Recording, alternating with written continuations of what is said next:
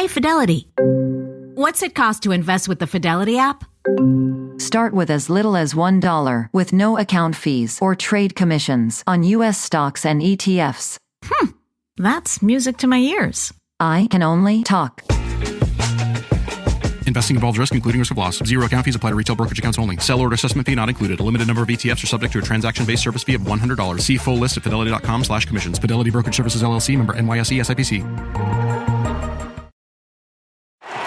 Traditions are a game changer. Traditions have the power to turn a simple moment into a memory. Bring a whole city together. And they're even what inspires us at Tostitos to make our masa the traditional way. Starting with whole corn kernels, no artificial flavors, colors, or preservatives. We craft our chips for whatever your tradition is. Tostitos, tradition matters. Official chip and dip sponsor of the NFL.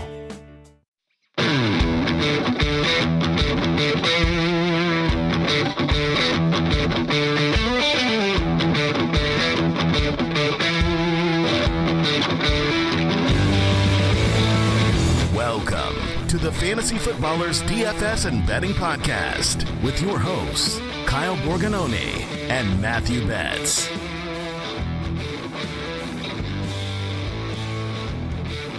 Welcome in. October 3rd here. Fantasy Footballers DFS and Betting Podcast. I'm your host, Kyle Borganoni, and I am joined, as always, by Matthew.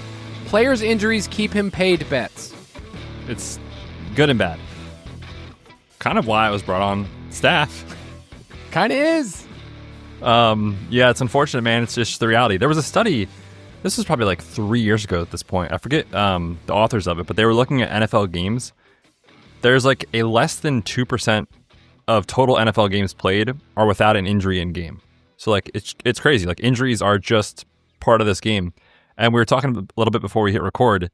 It's like, man, this kind of feels like week 13 already, where it's like, you know, obviously you just watched Thursday Night Football, but the Niners are playing with all the backups, you know, on offense, no Nick Bosa.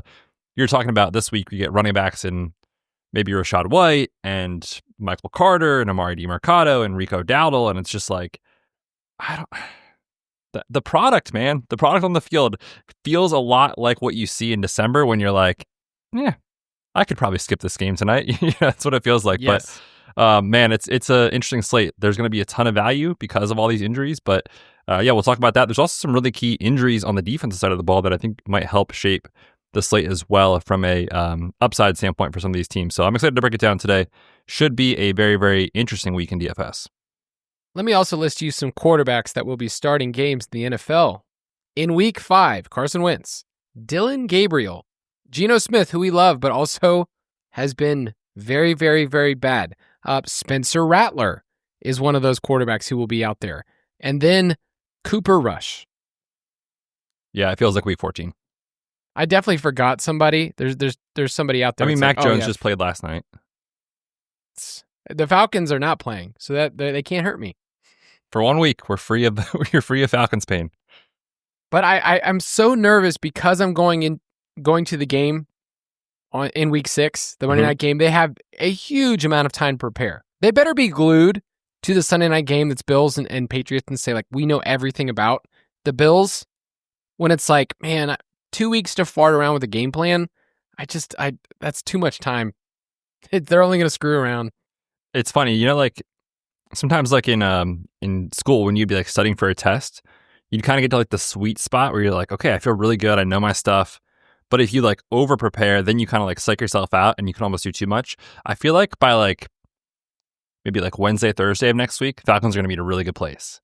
Then Friday and Saturday are going to get here. They're going to overthink it. And yeah, Buffalo's going to roll by 10 plus. Speaking of Buffalo, did you see the look ahead line for the game this week with the Patriots? I believe it's the Sunday night game. The look ahead was 10.5. Money is moving in favor of the Patriots and Drake May, who I'm very excited to watch in primetime against the Bills. Should be a good one. Yeah, the Bills are wearing their cold front jerseys. Oh, those are sweet. Dude, those are pretty cool. So yeah, no, I'm super excited about that game on Sunday night. If you want all the slates covered, we go through them in DFS Pass, dfspass.com. We have an article that Betz writes for the Thursday night breakdown. We also have one for Monday night games every single week in the DFS Pass that Chris Cash, one of our writers, gets to be a part of. And then all of the access to our Discord channel, which is where we have our props. We alert you when we're taking a line. We might even do it, spoiler alert, mid-episode, which doesn't really help people for this podcast that comes out tomorrow. But it lets people know, like, when we talk about a prop, we are literally firing it off with you. So, and then you and I and everybody could just throw around their bankrolls and just moving the lines. It's a nice feeling. It's nice when people say that we have a mole in our Discord that's going in and just, DraftKings, wherever, and they're just alerting everybody. They're alerting HR. These people are moving the lines. There's somebody in there, I swear. Especially when Kyle bets it. I mean, flag his account. This guy is betting everything. He's winning all the time. Yeah, man, they're onto you, Kyle. They're onto you. I might tease you. You're going to hate this. For a kicking over later in this podcast. The people are asking for it. They want the kicker props. Yeah, I've really toned it down when it comes to kicker stuff over the last couple of years, but I'm still a man on the people, so I'll definitely be listening for that. But dfspass.com if you want to get access to everything that we do. Moving on. Straight cash, homie. All right, these are our cash picks as of Thursday recording, and then on Saturday you get to see our best plays. I think Justin Fields at quarterback, I don't want to call it a done deal because crazy things happen from recording to actually setting a lineup. But at 5.6, he is going to project so incredibly well. And we're going to talk about that game, the game environment, how bad Dallas's defense has been. I'll throw a bunch of statistics. You go, whoa, Kyle, it's a lot. At the end of the day, he fits in perfectly. And some of the quarterbacks that normally we'd be playing, Lamar, we're still waiting on his injury. Josh Allen. It's like we're not playing those guys because they're not on this slate. So I think Fields just is going to be the slam dunk cash play.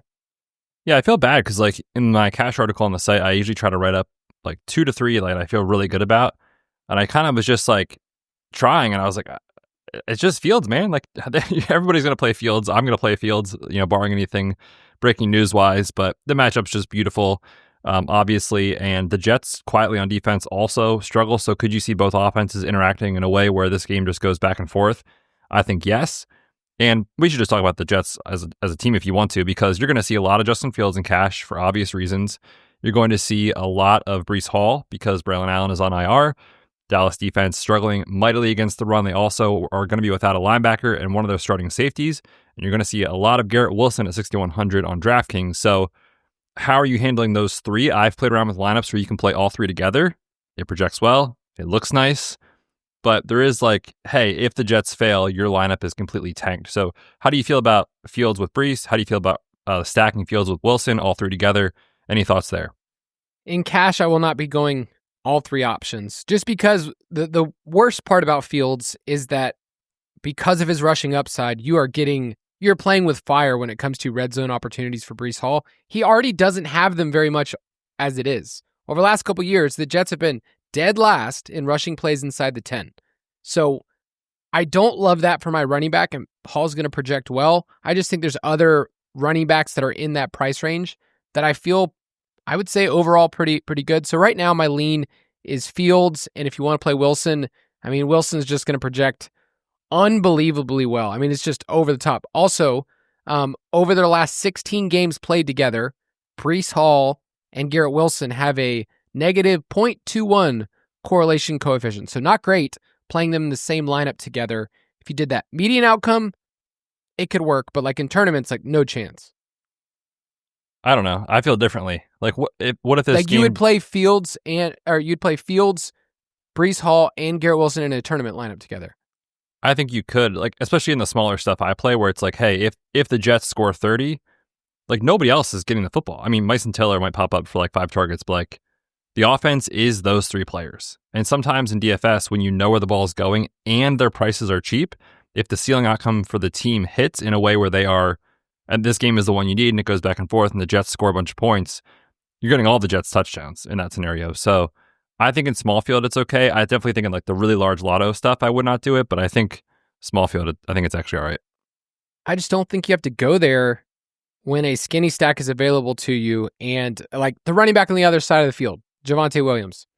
I think he's a really good play this week in tournaments. I know we're kind of getting off here, but at the end of the day, I don't think you have to do that in cash. Agreed. If it projects well, you want to do it. There's a lot of other running backs. I will throw out Justin Herbert and Daniel Jones as the other quarterbacks in cash that are a little bit more expensive than Fields. If you want to go there, that's fine. We'll preview those games. But those are the other two that are on my radar. I'm not really punting with anybody this week. Like, are you looking at any of the super cheap guys? Like, I guess under 5K, there's a couple of dudes this week. Dylan Gabriel, Stoneman, your boy Rattler, 4.8. You're looking at the wrong slate, brother. Dylan Gabriel plays Sunday morning in London. Dang it. I'm looking at the whole slate. You're right. I'm so sorry, England, that you have to experience this. Yeah, so don't play him. You're going to get 0 points. I don't think, in cash, I just don't think you need to go there. Like, you don't need to save the money because we'll talk about running backs this week. There's a lot of cheap ones. Pick your favorite.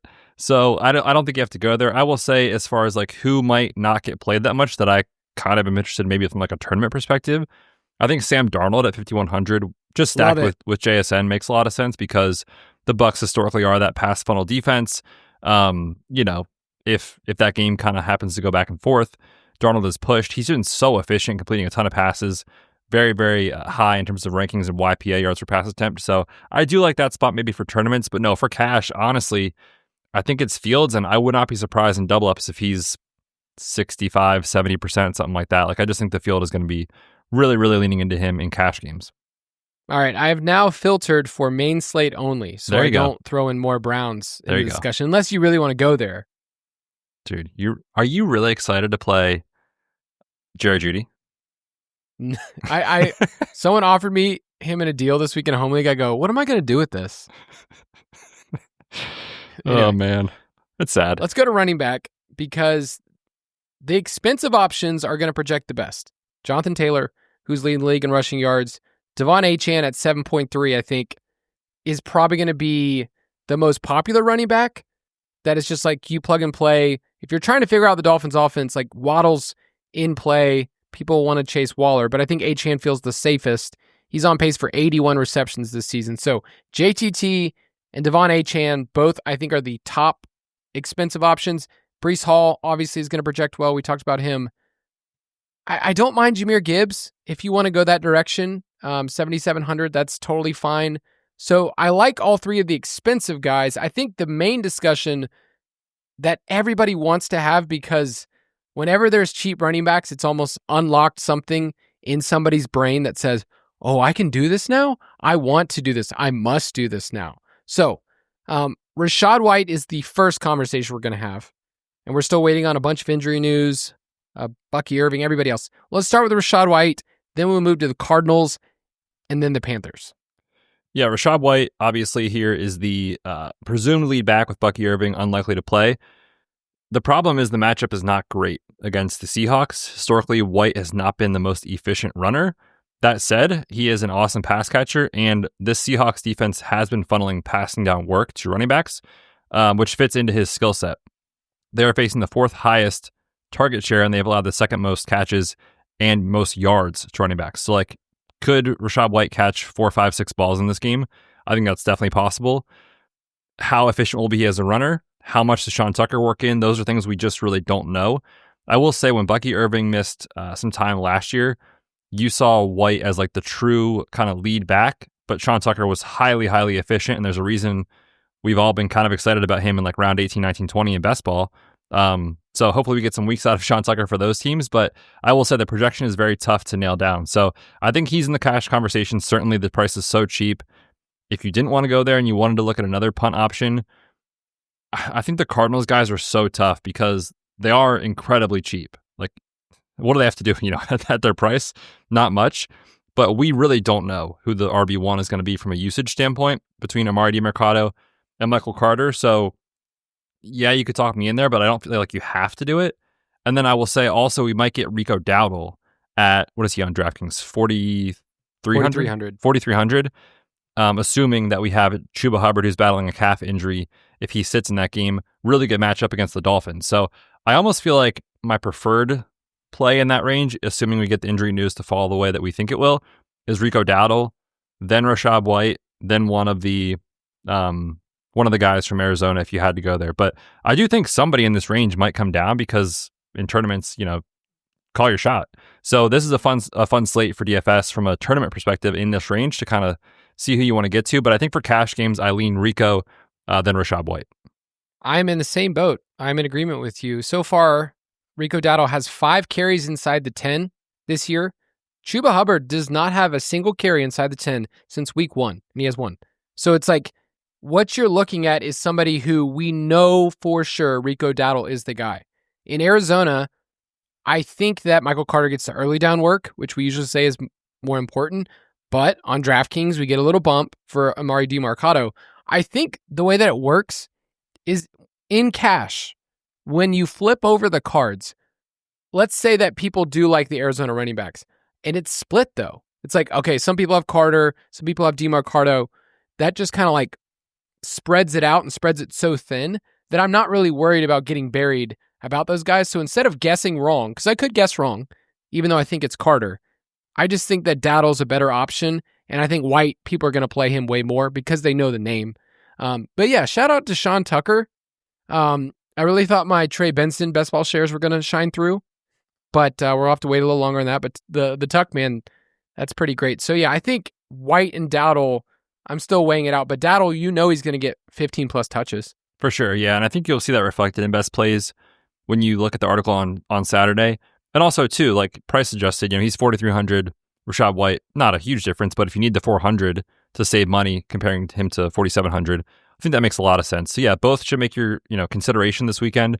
There's lineups that you can make with 2 really cheap running backs and then 1 stud expensive one, or you can play 2 studs and 1 cheapie and kind of go mid-range at wide receiver. So it's a fun slate because you can build a couple of different ways and you're going to get very, very strong projected teams when you do that. So the fun thing about this slate too is like when these situations come up, there's really good plays that will get squeezed in terms of roster percentage. Like more of a tournament conversation, but like when you go down kind of the pricing list, like it's going to be stars and scrubs at running back for cash. So could somebody in the mid-range like Amari Hampton come down in roster percentage? Right. Where on another slate, he might be insanely popular. So I would kind of look at that for tournaments as a way to get different in terms of your build. But yeah, for cash, it looks like a true stars and scrubs type of build. On FanDuel, I will highlight that Michael Carter is 4K, which Stone Min is going to, yes, which means he is going to show up in the best plays under FanDuel. So make sure you tailor that conversation to where you play. He'll probably end up being in, top 3 or 4 spot for us because of the way that shifts things. At wide receiver, if you wanted to pay up for Amon-Ra, I don't care. Do it. We'll preview the game in just a second. Like, he's been awesome the last 3 weeks. But I think where the money is being allocated this week, JSN at 7.1 feels like that sweet spot of like not too expensive, but you're getting an alpha who probably is going to see a ton of volume in a sneaky game environment. Like it could be better than what we think. So I think JSN is probably going to be near the top for us. For sure. I mean, the usage obviously last week in that Island game on Thursday was kind of disappointing, but even if you just zoom out, I mean, he's seeing so much of the pass game here in Seattle. And when you look at specifically what he's been for Sam Darnold against the blitz, we know Todd Bowles is going to blitz Sam Darnold in this game. It is pretty much JSN first read every time. Over 35% of the targets when Sam Darnold is blitz. So I think you could see a huge game from JSN here. So I like that quite a bit. Kind of fits nicely too with the stars and scrubs running back approach right there in the mid-range. So I like JSN if you're, air quotes, spending up at wide receiver this week. He's definitely the preferred play for me. A lot of guys in the 5K, and I'll even include Garrett Wilson, who's at 6.1. Like, we've been in this situation before where we're picking 2 or 3 guys to go with an elite stud. So I have to mention Chris Olave out of a contractual obligation to say he sees a lot of targets. Yep. I have to. Hey, you caught a touchdown last week. He also threw an interception last week. But 5.2, I think where a lot of people want to go is Jalen Waddle at 5.4. Michael Pittman's only 5.1. He's also going to project pretty well. But, if you're playing Tyler Warren in cash or JTT, we're not playing 3 Colts. Quentin Johnston, that's the name. We spent an entire episode if you want to go on the Dynasty podcast, talking about Quentin Johnston. For a player that has the role that he has, he's on pace for 1,400 receiving yards and 17 receiving touchdowns. He's been awesome this year, man. I still can't really wrap my head around it. 5.7 is a slap in the face. That is basically somebody saying, oh, Quentin Johnston, yeah, we can't price him that high. Yeah, leads his team in target share, 24%. He's lapping his teammates in air yard share with over 40% from Justin Herbert. And the matchup is literally tailor-made for him. Washington is allowing the most yards per catch in the league. They give up a ton of deep plays. That's what Quentin Johnston has been for this team. And it's not just a deep ball, let's hope he catches it. And if he doesn't, you're not having a nice game. It's that plus the volume. And that's really what unlocks the ceiling and floor combo that we look for in fantasy. So yeah, 5,700, far too cheap in a game that has a nice total. We think Jaden Daniels is back this week to help that game potentially go back and forth. So huge at 5,700. Never thought I'd say it a month ago, but he looks incredibly strong this week. Huge cash play. That's where we're at in week 5. Has this man ever been in the cash pool for us? Ever? Probably not. Now that I think about it. I guess we need to go back. Maybe there was some injuries or something. I'll check the tapes. I bet there's people out there that have this, but I do think it sets up very well for Ladd or Keenan to be leveraged in tournaments. Yep. Because there's going to be so much carryover. But those are kind of the guys right now. I don't really see, I see some Malik Washington conversation. I want to punt there. He's 3,900. I just don't know if you need to on this slate. You don't with these cheap running backs, and we'll get to defense here in a minute, but there's a couple that are basically the stone min that I'm kind of excited to play. So you can save money at defense at your RB2 or RB3 spot, mid-range quarterback. You just don't have to go there on Malik Washington. And in a tournament, if you're stacking Tua or something, then yeah, that makes sense. But on a different slate, maybe you need those savings. I think in this week, you just don't need them. At tight end, I think we might talk about Tyler Warren again. Shocker, Kyle. I'm shocked. 4.7. They don't care about his price. They don't think he's elite. Can we talk about this real quick? DraftKings this year at tight end has basically said you can pay up. Because normally I love a punt tight end. Who doesn't? You and I used to it's one of my favorite things to do. But if McBride was 7K or Warren was 6 or 6.5, we could have the conversation about punting somewhere else. It's 4.7 for him, 5.8 McBride. They're going to be our top tight ends. Yeah, and like I said, just because on the slate you have so much value, it's very easy to fit those guys. So I think it's a tough decision between the two. Maybe if you play Pittman or if you play Taylor, you don't want to go to Warren as well or something like that. But both are just awesome plays, and like you said, you can fit them pretty easily. So I think you'll see a ton of those two guys in cash games, rightfully so. I will say if you do want a sub 4K play, I think it's another week before we see Terry McLaurin. So Zach Ertz is fine. But man, when you think about the ceiling that these other guys have compared to Zach Ertz, I know you're paying for it, but it's just those two guys are so strong. McBride and Warren, awesome plays. Yeah, we'll talk about Bowers in a second for tournaments and what you do. His ADOT last week, I don't know if you saw this, Betz, it was 2.2. Bowers? Yes. Yikes. Well, I don't know what they're really doing. But anyway, the tight end plays, I think, are pretty condensed of what you want to do. This week at defense is very different than last week. So last week, a lot of people punted. I believe you punted with the Titans. Played the Titans, and got there.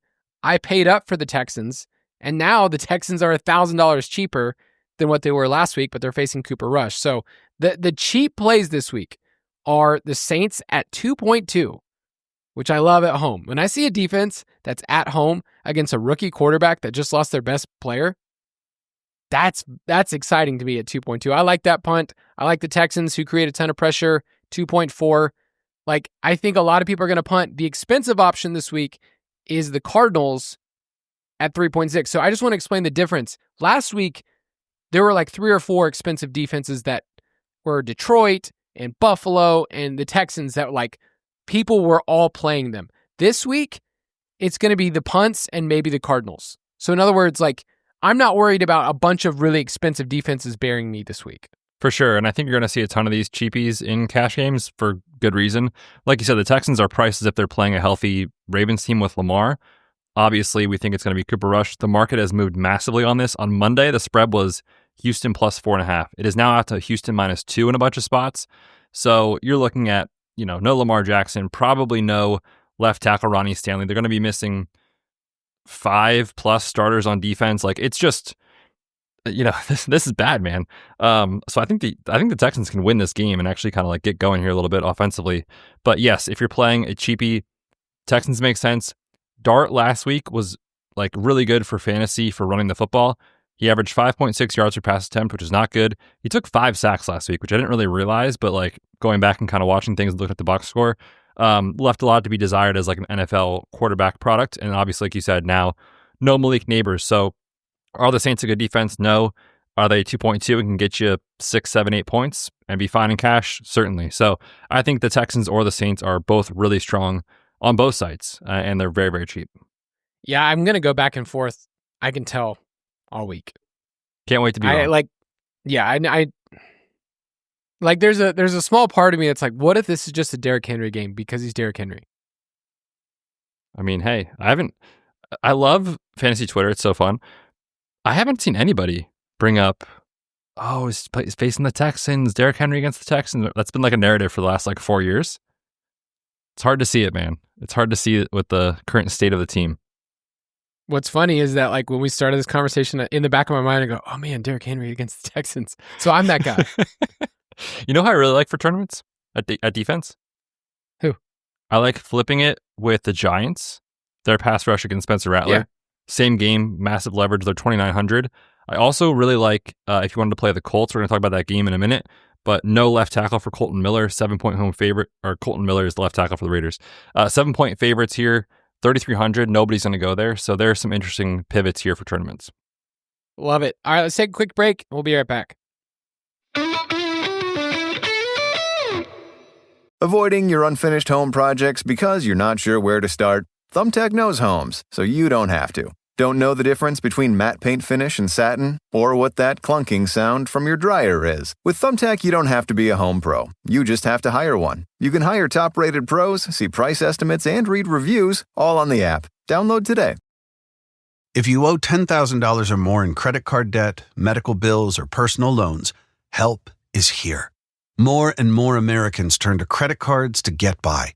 National Debt Relief is helping qualified clients reduce what they owe. For many, continuing to struggle making minimum monthly payments could take years to pay off. National Debt Relief has already helped over 550,000 Americans reduce their debt by negotiating directly with their creditors. When you call, you'll be amazed at how much you can save and how quickly you can become debt-free. If you want off the debt treadmill, visit nationaldebtrelief.com today. You don't need to declare bankruptcy, and you may qualify for significant debt relief. To find out what savings you may qualify for, simply visit nationaldebtrelief.com. That's nationaldebtrelief.com.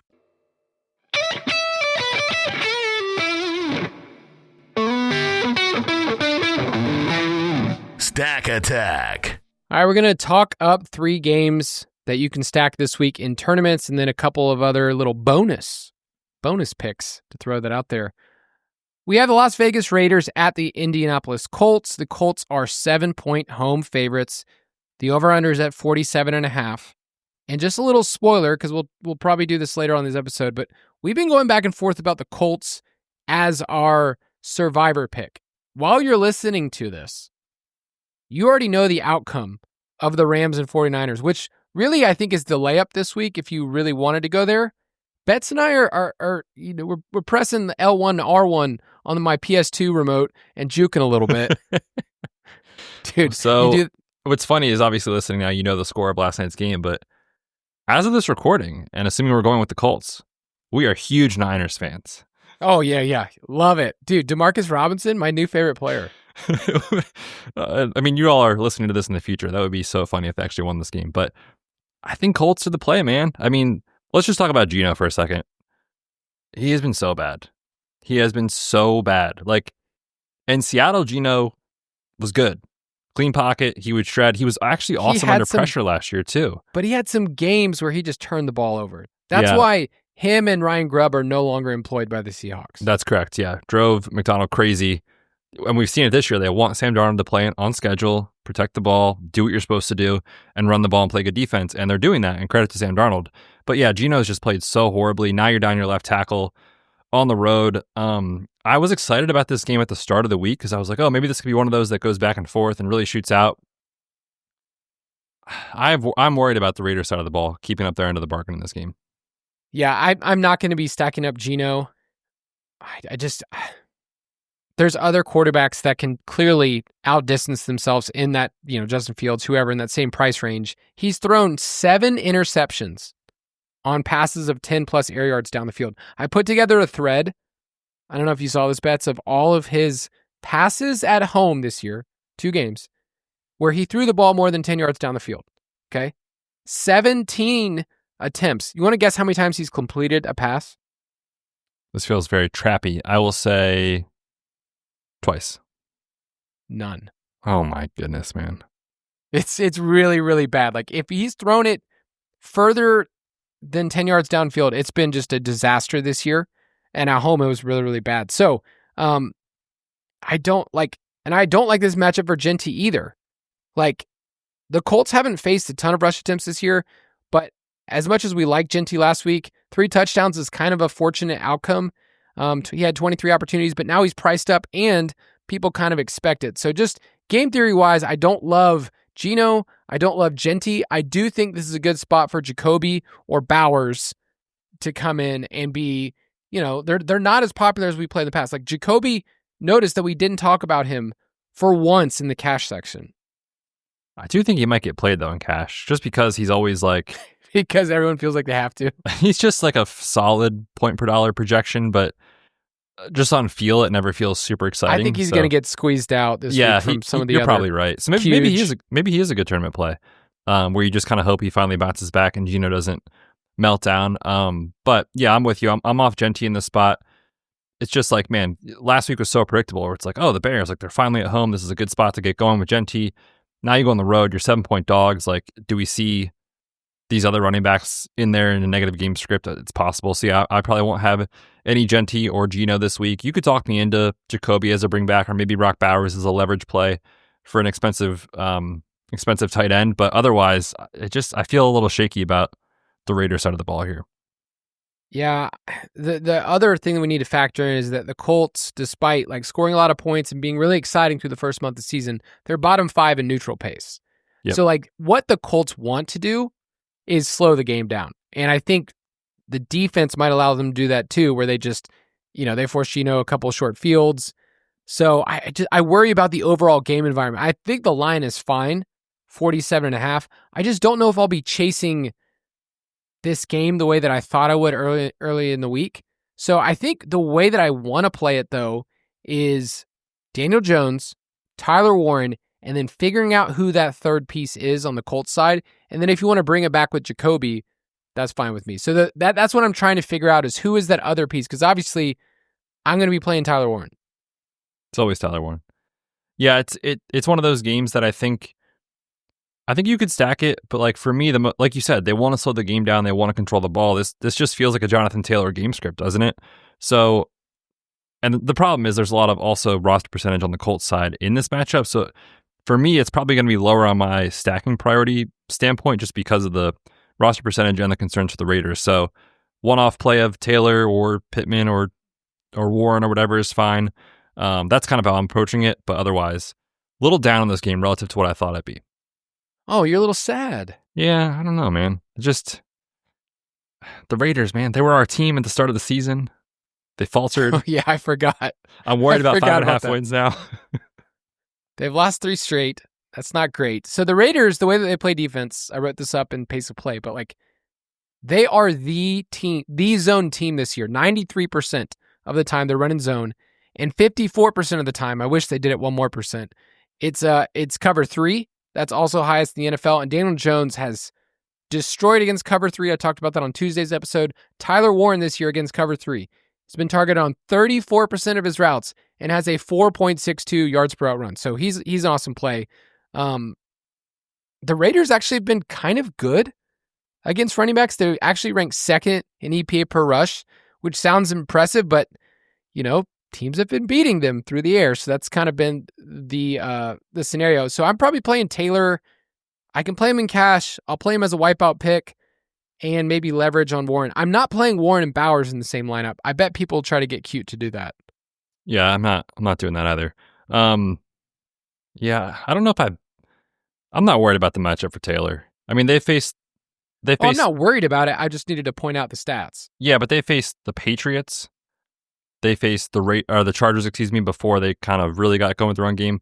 Washington, the Bears can't really run the football. Like, I'm not worried about JT at all. I think he'd be all right. But yes, I'm with you in those plays, and I think I lean under on the Raiders team total now that we talked through it. I don't mind that. I'm going to read you word for word what I said. So in my article, I wrote up how the Raiders have been really good, or at least metrics-wise against the run. I said, impressive, right? Don't care. Taylor at home is a touchdown favorite is all you need to know. That's exactly right. You don't care about matchups with these elite guys, especially Jonathan Taylor. All right, and I would take the Colts -7. All right, go Colts. All right. Next game we're going to talk about is the Detroit Lions at the Cincinnati Bengals. Oh, cat fight. And the Lions are 10.5-point road favorites. The over-under is now at 49.5. So I like that. I like what we're getting there. I was looking this up because what's hard about these games where a team is favored by a ton and we usually lean into onslaught stacks is like, okay, so do I need the Bengals? Because they're not exactly cheap, right? Like for a team that's like squandering and like the vibes are so bad, Jamar Chase is $7,800. T. Higgins, $5,900. Chase Brown, I couldn't fathom playing him. I guess if you wanted to like get a ton of leverage on everybody on the planet Earth. But it's like the Bengals aren't cheap. So what I looked up is if you are a dog by 10 or more points over the last 5 years, what did your team do? And right now, those teams, 36 road teams, they average just 19 points per game, 176 passing yards, and 1.1 passing touchdowns.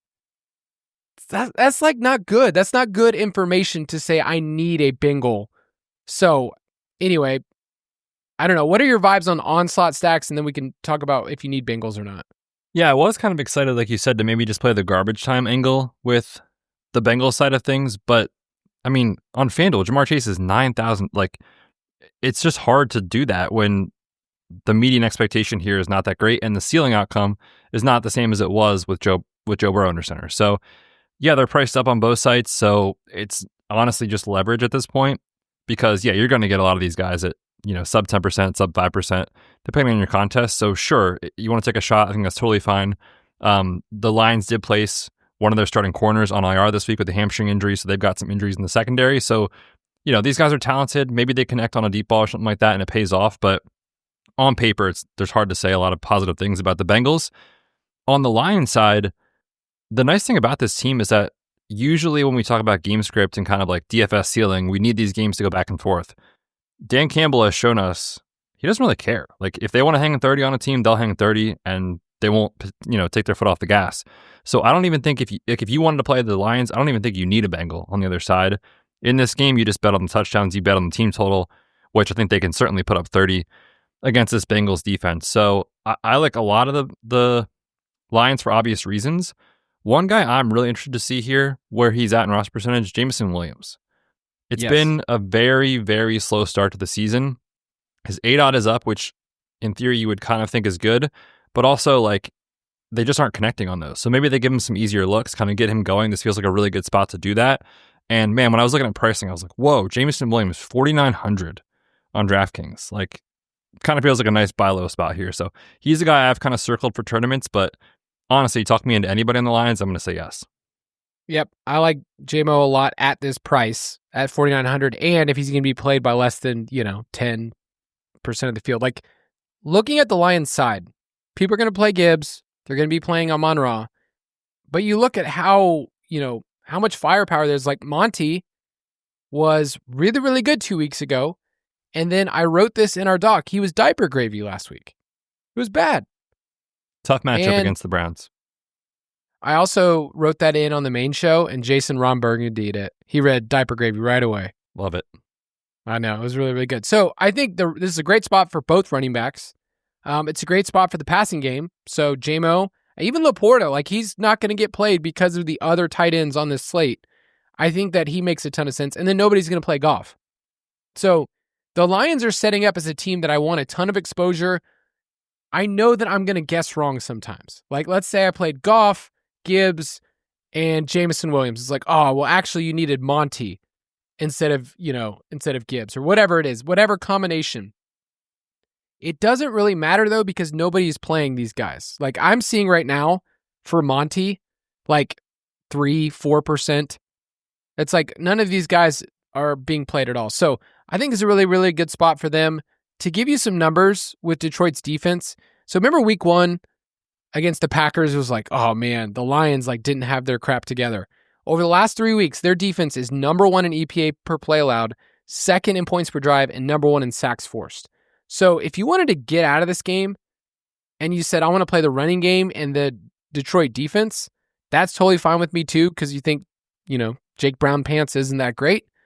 I'm going to be playing a lot of Lions this week. Yeah, Montgomery is really interesting. I struggle with him on DraftKings usually when Jahmyr Gibbs is healthy, just because that full PPR scoring is so important. On FanDuel, he's 6,300, which is actually pretty cheap. I'm currently seeing about 6%. Could he fall in the end zone twice in this game and pay it off? I think that makes a lot of sense. And if you want to go narrative street with him, he did an interview this week with Kay Adams on her show. Sad story. I believe it's his sister is paralyzed. She is going to be in person at the stadium watching him play, which I think he said is like for the first time in a very, very long time. So Dan Campbell is like a player's coach. I could see them. Oh, yeah. I could see literally him feeding him 4, 5, 6 opportunities inside the 5-yard line, try to get multiple touchdowns. I definitely could see that scenario playing out here. So I am very interested in David Montgomery on FanDuel. His 2 touchdown prop is plus. I was going to ask. Plus 300 on MGM. I'm interested in that. 3 touchdowns. DraftKings. 25-1. That's okay. A little lunch money on that. $10. I was going to say, I don't really want to pay minus 185 to score a touchdown. Yeah, his anytime touchdown is quite expensive. I wouldn't play that, but just kind of playing into like the ceiling outcome. No, I don't mind that angle at all. On the Bengals side, I really tried, man. I really tried to figure out. This is what I wrote. I said Jake Browning. He scrambled just once on 92 dropbacks, so we don't like that. But at 4,900, you're hoping he kind of just Mr. Magoo's his way into 20 points. So he just kind of stumbles and bumbles into it, which he can do. In the same way, like, remember Carson Wentz last week in Ireland? It was like such a train wreck of a game. Right. And yet he ended up with like 20, 25 plus DK points. Dude, one of my best tournament teams last year was Mason Rudolph on the Titans, where he was like 4,300 stacked with Calvin Ridley. And it was not good real life NFL football, but sometimes that works in DFS. So maybe this is the week you play Brown Pants with T. Higgins or something. Who knows? I can't really do it. So, I mean, I guess Chase is leverage. Nobody's going to play him a ton because they don't want to pay the price when Amon-Ra's right here. But I think the Lions is basically what we're going to do. I am going to stay away from the 10.5. Don't like that. But I will take the over of this game. I was going to say over on the 30-point implied team total for the Lions. Cool. All right, one more game here. It's the Dallas Cowboys, who are, this is weird to say, 1-2-1. Feels like that's a mistake, but that's what they're at. The Jets don't have a win. Aaron Glenn has done his stuff on the sidelines strutting. I like it. I love seeing that out of a coach. But if you watch that Monday night game, just over and over again, just face palm of like, what? Like, there's no discipline from this team. Nobody understands the rules of football. There's 13 penalties. I was talking to a friend. I was like, wonder what their like HR meetings are like the next day. It's like, hey, you didn't do your job. You didn't do your job. You didn't do your job. Like, I would get fired because our HR is ruthless. Dude, our HR is, it's like Toby in The Office. Yeah, they even went into like the marketing guy. They're like, you didn't do your job. Me? He's like, I wasn't even at the game. Yeah, that was a disaster. I will say, look ahead line had Jets favored in this game. Money is poured in on Dallas for obvious reasons. Only a 2.5 point spread. I feel like Dallas might run away with this one. Dak is playing so like unbelievably well right now. Yes. And considering no CeeDee Lamb, like he's been even better than you realize. So yeah, I think the Cowboys put up a ton of points here. They have the rest advantage, with the Jets playing on Monday night in Miami. How do you attack it is the question because the Jets side is going to be so popular in tournaments. That's my only hesitation. Both defenses are doo-doo right now. Correct. Despite having big names, especially at cornerback and some other spots. Like the Jets are allowing the most yak per reception in the NFL. Like the tackling was really, really bad if you watch that game against Miami. And then Dallas, I mean, buckle up. Worst defense, I don't know, since the 1965 whoever's. Like it's been so bad this year. To give you a couple numbers to go with it. Dead last in scheduled adjusted fantasy points to quarterbacks. Dead last in EPA per pass attempt. Dead last in completion percentage over expectation. They're giving up 8.8 yards per attempt. Betz, I went back over the last decade. That ranks 343rd out of 352 teams to start a season. Woof. I mean, Fields might look like prime. Who's your favorite historic quarterback? Like he might look that good as a passer in this game. I'm going to give like the worst comparison right now. He's going to look like prime Trent Green. Come on, man. I thought you were going to go with like prime Peyton Manning, something like that. No, Rich Gannon that one year he won MVP. There you go. Oh, man. Yeah, so people are pissed at me. This game really could go back and forth, but from a game theory standpoint, I do struggle because Fields insanely popular, Brees insanely popular, Garrett Wilson insanely popular. Like maybe if you play it, you just understand that and you have to get different elsewhere in your lineup. But on paper, this does look like an awesome spot to attack. Yeah, I wonder how you look at this game and how you like the Jets side. There are 3 players, and then if you want to throw in Mason Taylor because you're a weak individual, you can do that. I will not be playing Mason Taylor out of principle. He is cheap because he should be cheap. 2,800. His production last week was just the product of just nothingness. Yeah, they had to throw, and they have no wide receivers. So yeah, they have not employed any other wide receivers. I mean, I don't hate it. I'm seeing currently 3%. Okay, you could talk me into anybody at some point. You could talk me into exactly. But yeah, and it's not the most exciting play, I will say. All right, so on the Cowboys side, who's going to get played? Because Pickens, I think people are going to want to go there. Turd Ferguson, I mean, 34 receptions, most ever by a tight end through the first 4 games of a season. That's awesome. His usage is basically like a wide receiver 1. He has 2 more first read targets than Amon-Ra this season. That's crazy. That's crazy, man. But he's a product of circumstance, and I think Javante's going to get played. The one that's not going to get played here is Dak. Yeah. And I think you might see like, I don't know, 12 to like 15-ish% on some of these guys, which isn't like low, but it's not like you're going to see 25, 30% on some of these players. So, but the Jets side will get played more. Correct. Yeah. So I think stacking up through Dak makes a lot of sense. I mean, yeah, also think about the matchup for Jake Ferguson, like Darren Waller straight out of the recording studio onto the field, 2 touchdowns on 10 routes. So you can attack this team with the tight end. And you have coverage from Jake Ferguson, right, with Tyler Warren right there, people playing Trey McBride. We talked a little bit about Bowers. Like, I do think he has some coverage in terms of how popular he could be. So I like Jake Ferguson.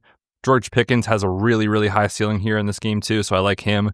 And the nice thing about this Dallas side is like you know exactly where the ball is going to go, so the stacks are very clean. So I'm more excited about Dallas in this spot than the Jets, but I do think both offenses can obviously have success here. Pickens at 6,600 is interesting because he's never been a cash game guy and never been a guy that we could be like, oh, he feels super safe. Same with Cuge. Last week, he saw 43% of the team's first read targets. That's like they're treating him like CeeDee Lamb on this team.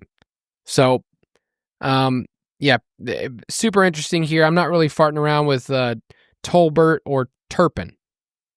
No, you don't really have to go there. Again, because we have so much salary to go around, kind of feels like it's just like a little fancy to get those guys in your lineup. But in the millie or something, nobody's going to play them, so sure. But otherwise, yeah, I'm not messing around there. I think my favorite way to attack this game from a contrarian is a Dak double stack and then pick either Brees or Garrett Wilson to bring it back with. Makes sense. And obviously, I'll still be stacking up Fields. I'm not an idiot. I'm still going to be doing that. So I think I would take Dallas minus 2.5. I would as well. All right, let's take a quick break, and we'll be right back.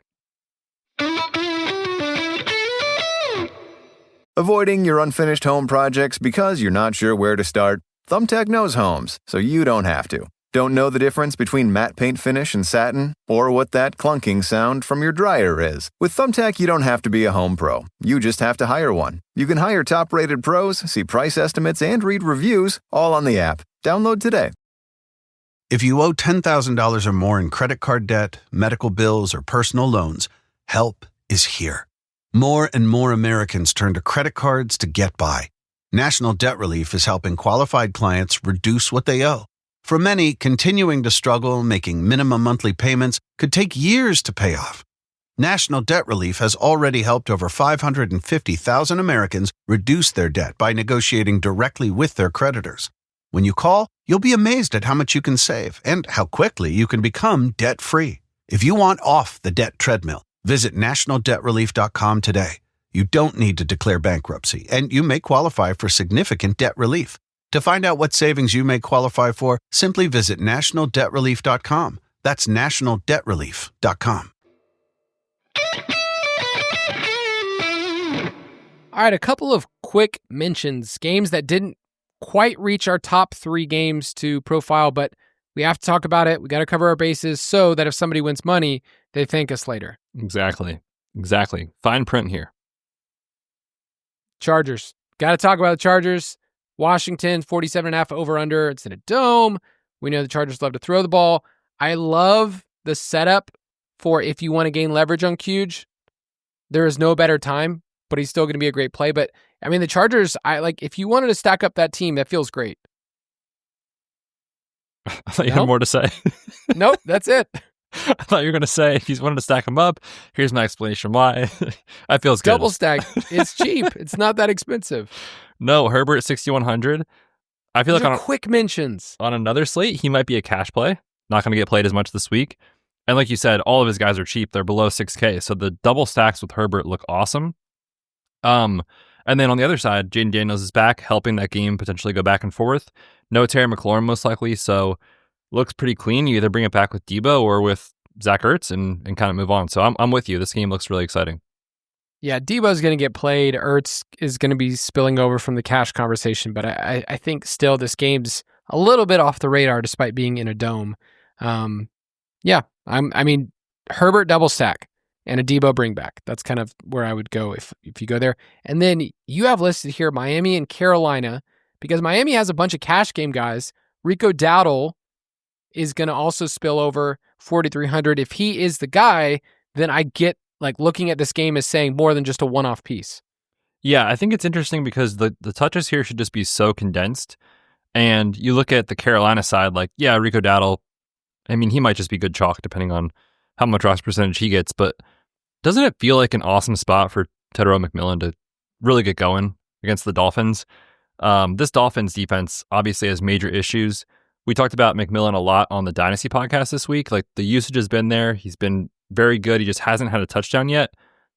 I feel like this is the week, man. So I'm excited about T-Mac, especially in tournaments where you consider his prices at 5,700. We talked about all those 5K guys, Quentin Johnston and Olave and Waddle and all these other guys. He's going to fall through the cracks quite a bit. So I am interested in Tedero McMillan as a tournament play this week. And obviously that game could certainly go back and forth. All right, moving on.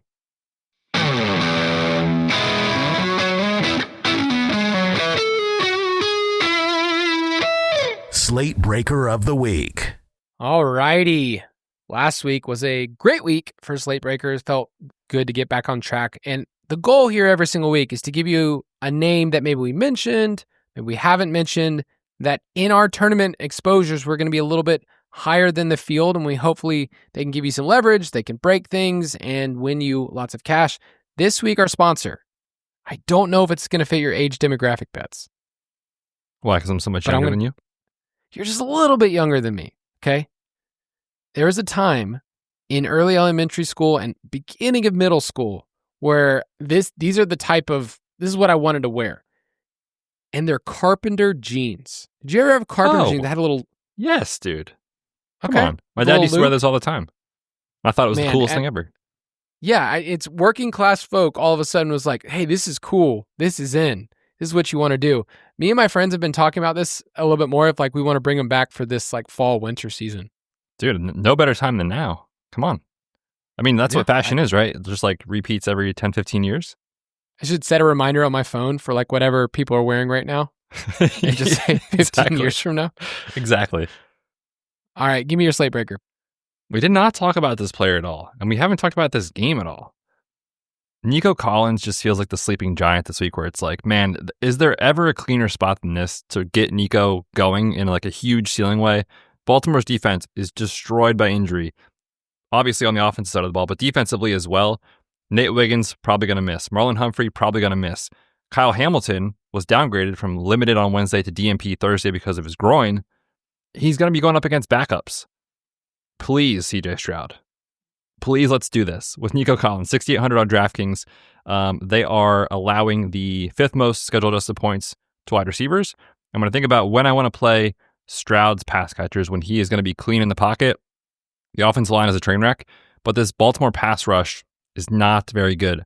They're 22nd in pressure rate. They're 31st in sack rate. So this looks like a nice spot for the Houston Texans pass game to finally get going. Give me Nico at no roster percentage, 6,800. I love it. Did you know that Mike made CJ Stroud his start of the week? Makes sense. Ravens defense is really struggling. Yeah, it's interesting. Now, would you stack him up? Probably not. I think it's more just a one-off play. He is running more than he's ever done. Like, he has as many scrambles as Caleb and Baker. He's on pace for 72 rush attempts. A lot more than I realized. Yeah, a lot more too. It's a sneaky spot for the Texans. We're mostly looking at the defense, or people are looking at what he marks or whatever. So I like that. Nico, little pay up leverage on the field is what you're saying. All right. I am calling this group the, quote, not as popular Lions, which is cool because I don't know if you saw I put this in there. I was trying to be a little sneaky. And then when we talked about it in the game, you go, I really like some of these other options. So let me give you the roster percentage of some of the other Lions. David Montgomery, in our optimizer, 2.7%. That's nice. Jameson Williams, 4%. Sam Laporta, 7%. I'm in. I just think that we talked about that game. We talked about leaning into their implied total of 30 points. There's a lot of different ways it could go. And so it probably will take multiple guys. Like, you could do Goff, Jameson Williams, Laporta. But I think what I'm going to do is take these guys and mix in with the more popular plays of Gibbs and Amon-Ra, and probably not play Gibbs and Amon-Ra together. It's a lot of salary to work with, and a lot of roster percentage. So instead, just kind of mix and match here. Pull a lever. We always talk about that. Pulling that lever of just one piece in your lineup that's lower rostered. So Montgomery, JMO, and Laporta, they all fit that bill. Prop it like it's hot. All right, I'm pretty sure this is correct. But so far, through 4 weeks on this podcast, are we 9-0? You ask me every week. I don't know the answer. So for marketing purposes, yes. Last week, we were undefeated. We were undefeated the week before. Nobody remembers what happens in week 2.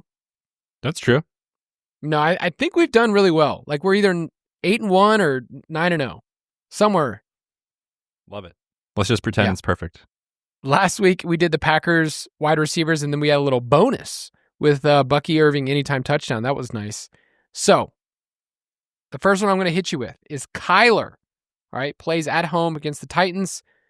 Under, and I want to figure out which one you like more, and we might make it an official. Under 225.5 passing yards, or under 31.5 passing attempts. He's been under the passing yardage line every single week so far. So I was kind of shocked to see where it was placed. It's lower on a couple of books where it's at 220.5.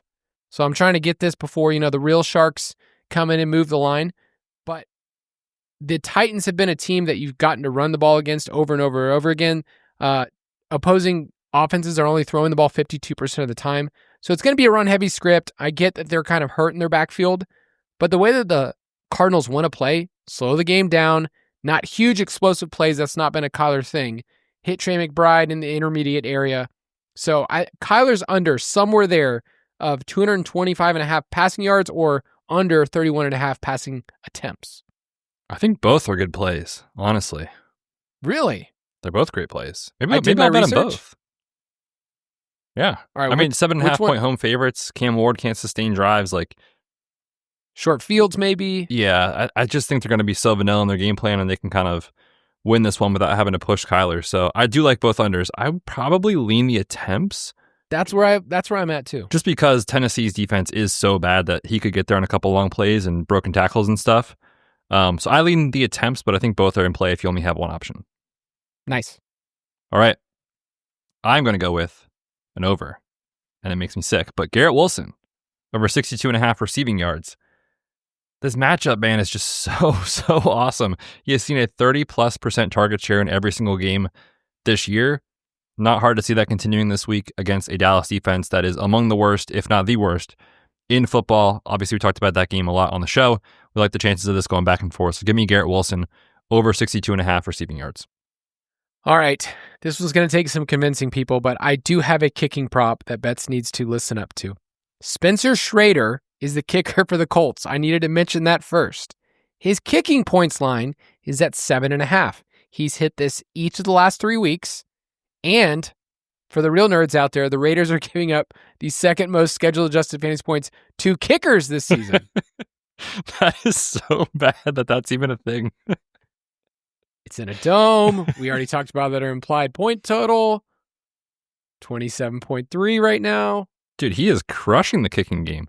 8 points. I'm telling you. 11 points. 17 kicking points. 15 kicking points. Is this a lock? I'm asking for your permission to make a kicking over a lock. An official. You know what? It's my birthday week, Kyle. Let's let our hair down. Let's do it. Moving the lines. All right. Now, I will say it's pretty hard to find kicking lines on certain sites because they just don't want to offer it. But yeah, all right. So I see minus 125 on MGM. That looks good to me. Okay, it's cool. It's cool with me. We'll fire it off for the people as they're hearing this. They're laughing themselves like, oh, an over and a kicker. Bunch of wild men out there. We do need to finish out this podcast by officially saying what we're going to do here. Well, if you take a look at this, I tented my pants. So we bypassed the Rams, which as of this recording, you know what happened. You're like, you guys are idiots. They slam dunked, or wow, you guys dodged a bullet. We don't know yet. We have no clue. But the reason we did that, and I shared this in the Discord, is that Betz and I are looking at this thing from a couple different angles, and we are saving the Rams as a team we want to use in our survivor pool. For a couple weeks from now, I believe it's week 8, they are playing the Saints, which is very, very juicy. It's at home. So we are going to be taking the Colts this week. What can go wrong? We're all in on the Colts in DFS. We're in on their kicker to go over 7.5 points. Tyler Warren. Survivor. I'm fully invested. There's absolutely no way this goes poorly for us. It's really funny. I was looking at the quarterbacks we have supported or backed in Survivor so far this year. Kyler, highly volatile. Thank goodness we're done with that. Okay, Jared Goff and the Lions in week 2 against the Bears. Okay. Finally a good team. Mac Jones. That was, in hindsight, a terrible pick. And then Drake May. So we are saving like the big guns, and now we're on to Daniel Jones. So we are saving the big guns for later in the season. But yeah, I just think without their left tackle and Geno's propensity to turn the ball over, I like this spot for the Colts, who, by the way, like if A.D. Mitchell does not drop that touchdown, drop at the 1 yard line or whatever at the goal line, the holding call doesn't get called back. Like they beat the Rams last week. So I think they're for real. Yeah, they played well enough to be able to say like, okay, a 3-1, this isn't a fluke. Daniel Jones isn't a fluke. And I think this is a good spot for them. All right, that's going to do it for us. Make sure you check out our best plays, which comes out on Saturday. Betz, sign us off. Yes, sir. For the kicker props for Daniel Jones and the Colts. It's been a great show. Good luck to all you this weekend. Enjoy the football. Remember, there's a Sunday morning game. Don't forget to watch that. Carson Wentz and Dylan Gabriel should be awesome. And then enjoy the main slate. We'll see you on Tuesday. Good luck. Thank you for listening to another edition of the Fantasy Footballers DFS and Betting Podcast. Don't forget to visit us on the web at thefantasyfootballers.com.